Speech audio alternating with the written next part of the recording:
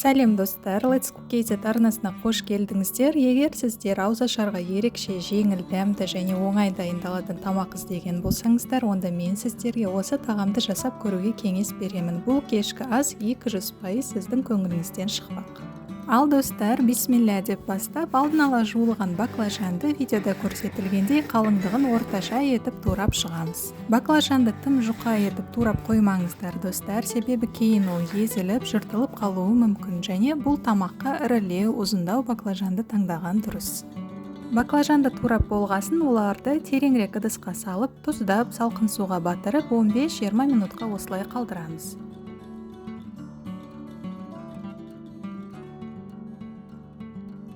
Ал ол уақытта өзіміз салмасын дайындайық достар. Ол үшін 200 грамм фаршқа өте ұсақталып туралған 1 кішігірім пияз бен 2 тілім сарымсақ, 1 жұмыртқа, 30 грамм панировочный сухари,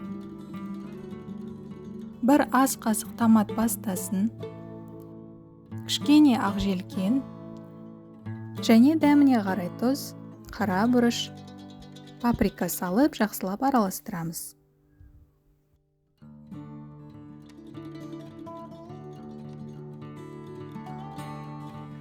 Ал қазір баклажанды міндетті түрде қағаз сүлгісіне салып кептіріп аламыз.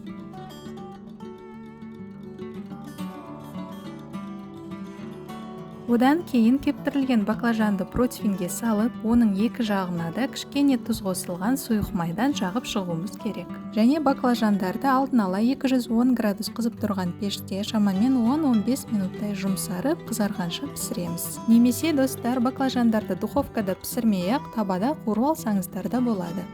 Мінекей достар, баклажандар дайын, енді жаңағы салмадан салып, осылайша ақырын жағып, орап аламыз. Салманы жаққан кезде баклажан езіліп, жартылып кетпес үшін қатты басып қоймаңыздар.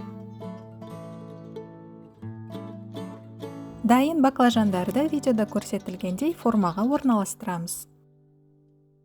Ал қазір достар, соус дайындаймыз. Ол үшін бөлек ыдысқа 1 ас қасық томат, дәміне қарай тұз, қара бұрыш және паприка, сонымен қатар сұйық май мен судан құйып, барлығын біркелкі болғанға дейін араластырамыз.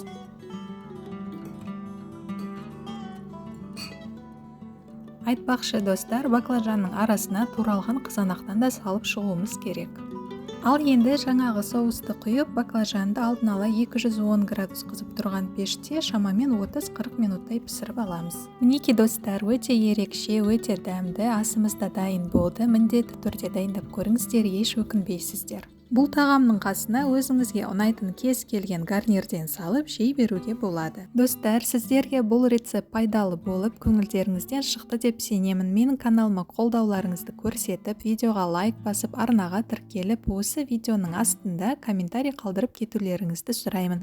Рецепті қарағандарыңыз үшін көп рахмет. Ұстаған оразаларыңыз қабыл болсын. Келесі кездескенше аман сау болайық.